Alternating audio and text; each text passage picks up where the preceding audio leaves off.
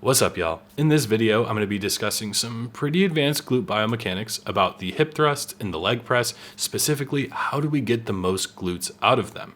So the video you're about to watch is actually a live mentorship call that I had with a trainer I've been helping develop. So he came to me with these questions and I just hit the record button, figured you guys might enjoy it. Quick disclaimer though, there's a lot of technical language in there, physics language specifically, torque, moment arms, things like that.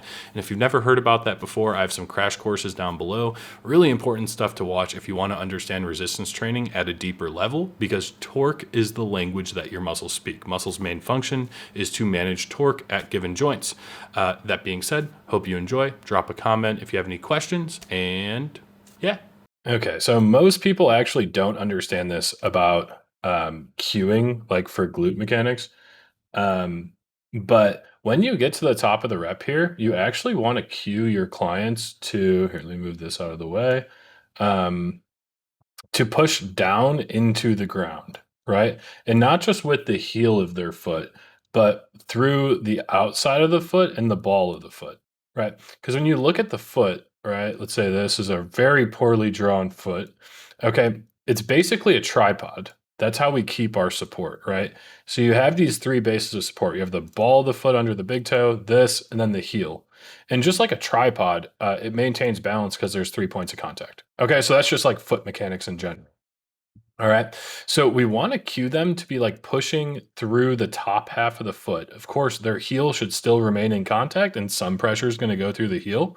But rather than driving just only through the heel where they can basically like lift up their toe, you're going to cue them so that they can really target the glutes to push down and into the ground. And the reason why has to do with the frictional forces at the foot. And frictional forces are really important to understand for a variety of exercises.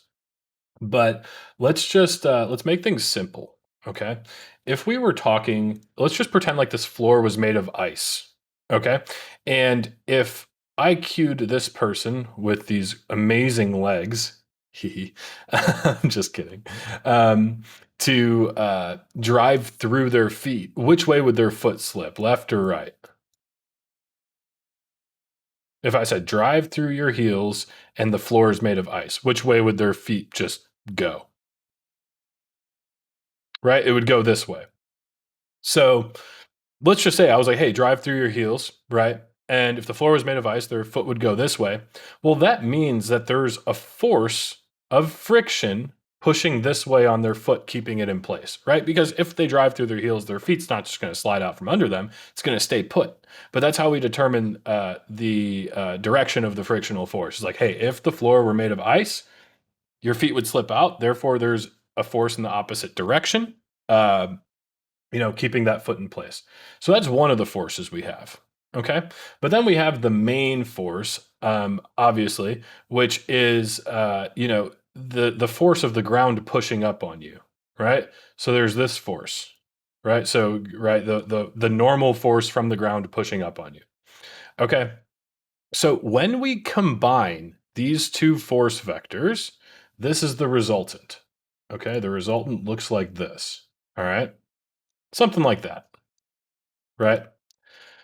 So now that we have that resultant force, we can see that the moment arm to the knee, right, is pretty big. And if I'd need to extend this line, and let's just assume the hip's right here, and the moment arm to the hip is pretty big too. So there's a good amount of torque to the knee and a good amount of torque to the hip when we are really pushing through the heels and generating this frictional force.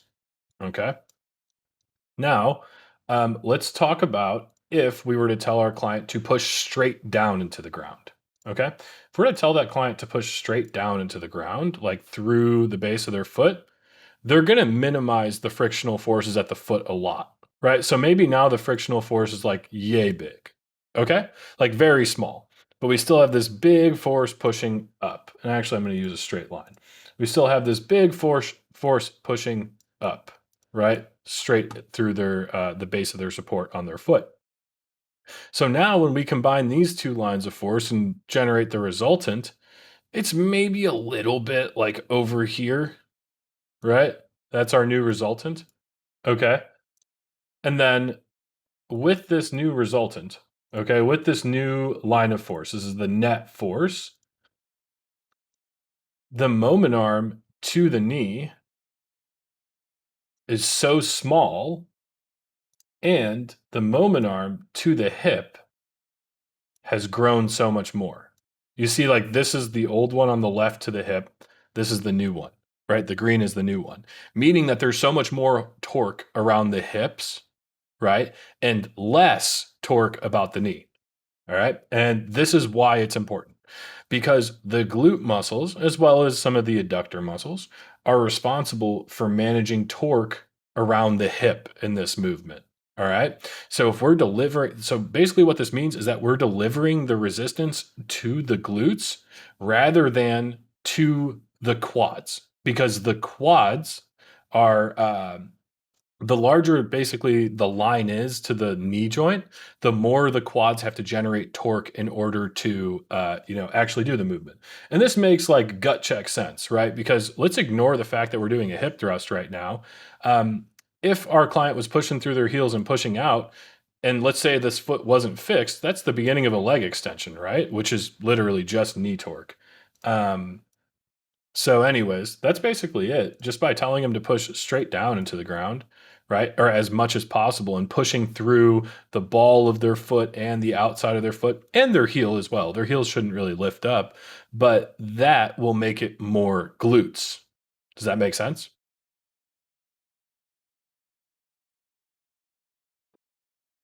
Exactly. We're minimizing the frictional force of the foot. But things change as we start going down through the range of motion. You're like, okay, so at the top of the rep, yeah, we want them pushing straight down. But as they lower the weight, it's actually okay to tell them to push through their heels a little bit more. And let me just find somewhere where I'm doing that. So now, and this is it's okay for them to push a little bit more through their foot or through their heels at this point because it ends up lining up. So if this is their knee joint right here, this is their hip joint, right? Let me just draw up actual circles, right? So we'll just estimate that that's the hip joint and we'll estimate that that's the knee joint. Okay. Now, since the leg has moved from basically this straight up and down position previously, right? It was like this, and now it's more like this. And depending on the machine setup, it gets a lot more drastic than this actually. So like the knee might actually go to like here, right? Depending on the individual and how long their femurs are and yada yada yada. Okay, right? So what we're gonna do this now that we can have them uh like push through their heels a little bit more, and again, they're not driving all the way through their heels, but let's say like this is the new force of friction. So before it was like this big when we were cueing them to go straight down, right? But now we made it a little bit bigger. We say, hey, you know what? Go ahead and push through your heels. So now we have these two lines of force, right? And their resultant, bum ba dum ba dum, goes pretty much straight through the knee, right? So that means there is almost literally no torque on the knee and a massive amount of torque on the hips. And that's what we're aiming for with the glute bridge. We're not trying to load the knee joint. We're trying to minimize load on the knee joint and maximize load on the hip joint. So the cues actually change through the range of motion. So we start out with like at the top of the rep, we want to tell them to push through, like push straight into the ground, right? And using the ball of their foot, the outside of their foot, and their heel, that tripod being super planted straight into the ground. Then as they lower the weight, we can tell them to push through their heels a bit more. And that shifts the line of force so that the torque is delivered to the hips, which will make the glutes work. Now, this also applies to a leg press too. If you want to make a quad biased versus a glute biased leg press, okay. The main thing would be foot placement, telling them where to put their foot. But let me try finding a leg press really quick. All right, boom. And now we're starting to talk about the leg press and how to make it quad bias versus glute bias. So the first most important thing is your foot placement, right? So the lower that we place our feet on the platform, this more this knee bend that we're going to get, the more this knee flexion that we're going to get. Okay. But you'll see that my heels, they're raising up a little bit. And I don't think it's necessarily a bad thing, but the lower you put your feet on the platform, the more chance of your heel raising up. Now, I generally recommend you have a like a full stable base of support when you're doing that. But let's just talk about the lines of force. So this machine runs on a track, right? It just runs on a 45-degree angled track like this, right? So that's the line of force. But let's draw it where it meets the foot, right? So I would say probably on average, this is where the force is most, uh, you know, going through. And then I would say, because it kind of basically just connects from the foot to where you're pushing the most into on the back pad, which is why I like cueing, trying to transfer all the force through your hips, which is another thing, but that's for another video.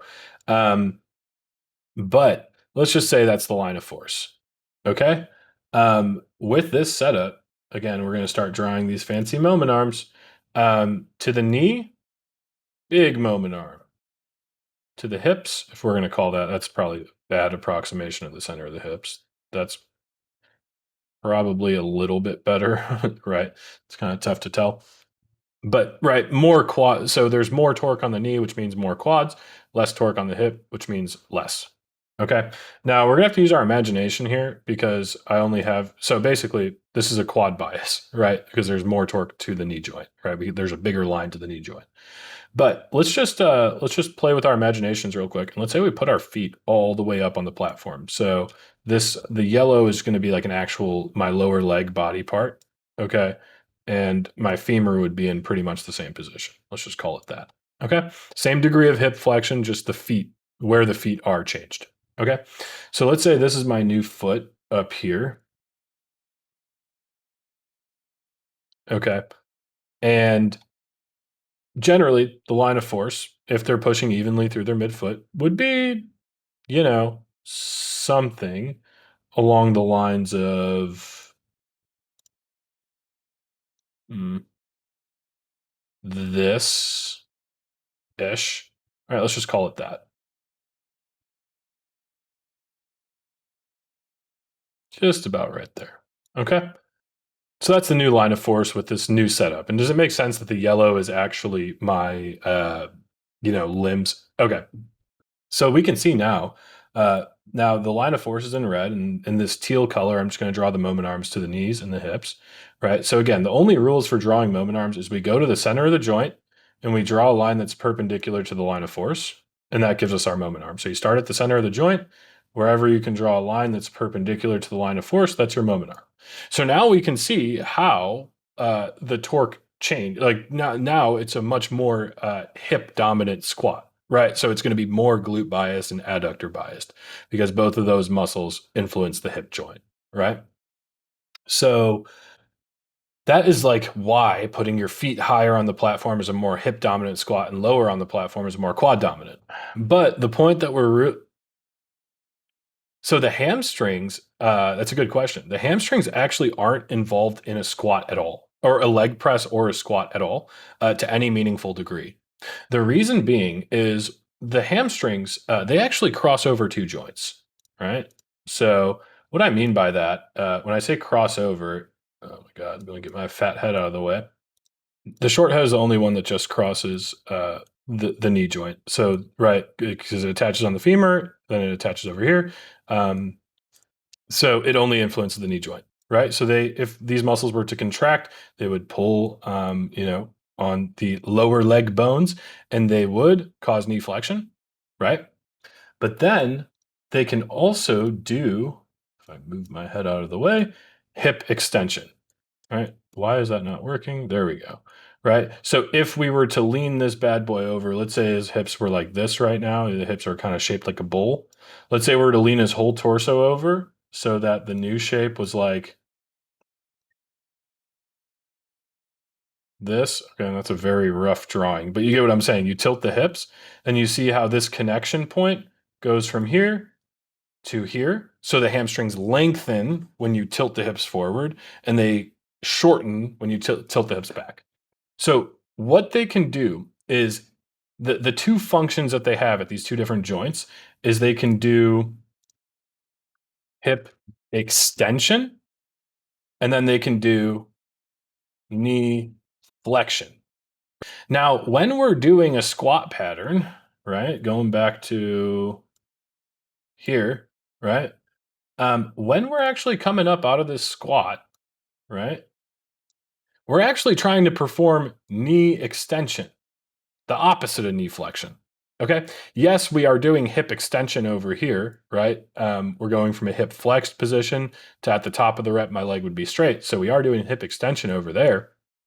But we're doing the opposite joint action at the knee, right? Because the hamstrings want to flex the knee and we are doing extension. So your brain basically coordinates movement patterns and it figures out which muscles are actually good for the job. So it would be counterproductive to completing this movement pattern where we're trying to extend our knee and the hamstrings want to flex it for your brain to turn the hamstrings on. So the activation, like your brain just basically is like, you're no good for a job. I'm actually not going to activate the hamstrings in this case because biomechanically they do not want to help with this movement, right? And that's known as the two joint muscle problem. There, you know, well, there's a fancy word for it, antagonist inhibition. Okay, I think that's the name for it. I'm just that's off the top of my head. Two joint muscle problem is basically this, right? Like it's doing the opposite joint action at one of the joints. Your brain's like, I'm not.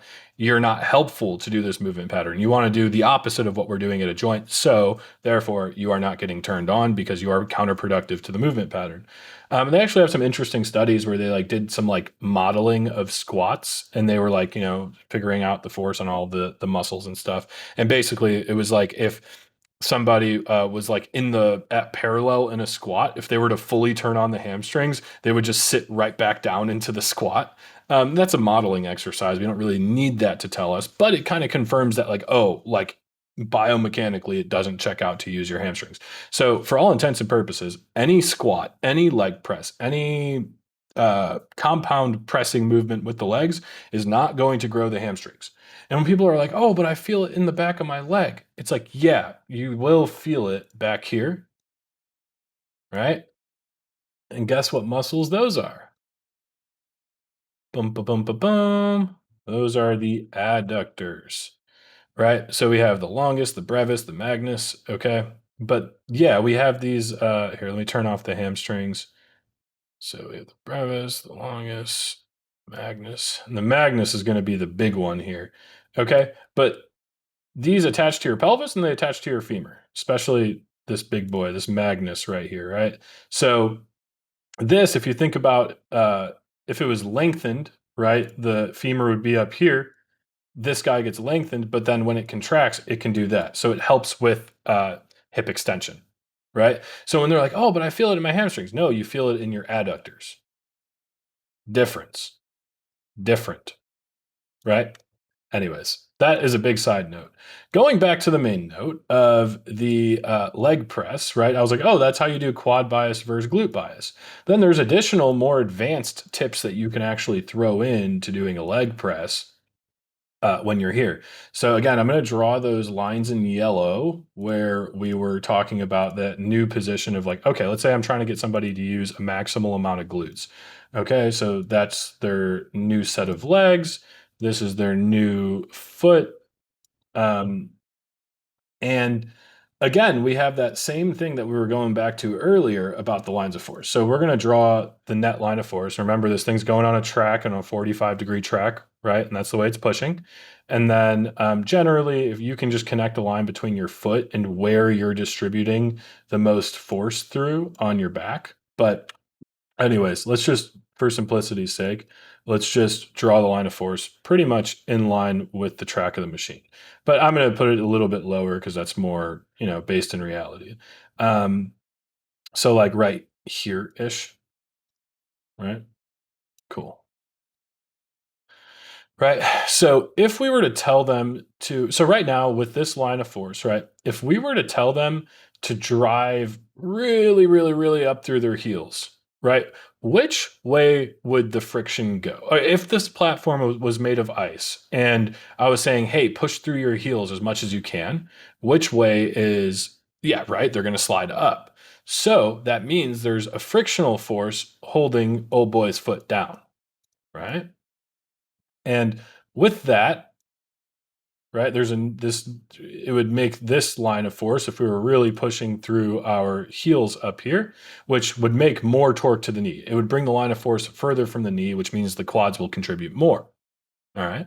Meanwhile, if we told them up here, hey, I want you to like really just push straight into the platform through the balls of your foot and the outside of your foot and your heels, right? If we're pushing straight down, we minimize that frictional force, right?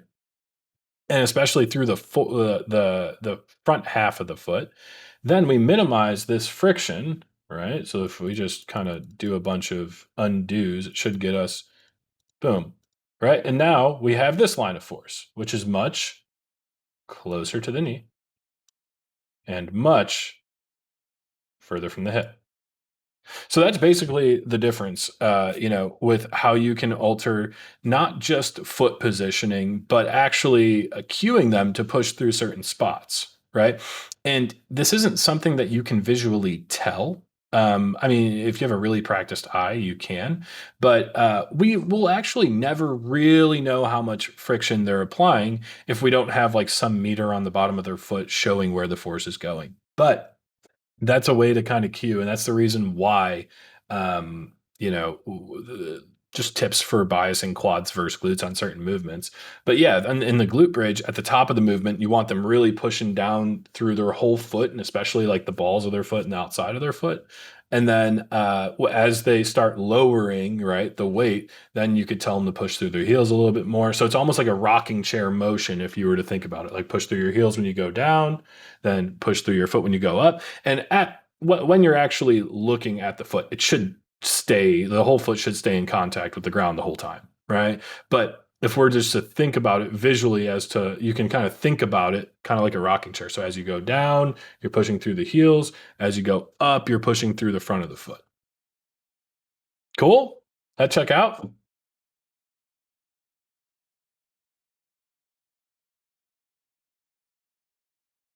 Yup.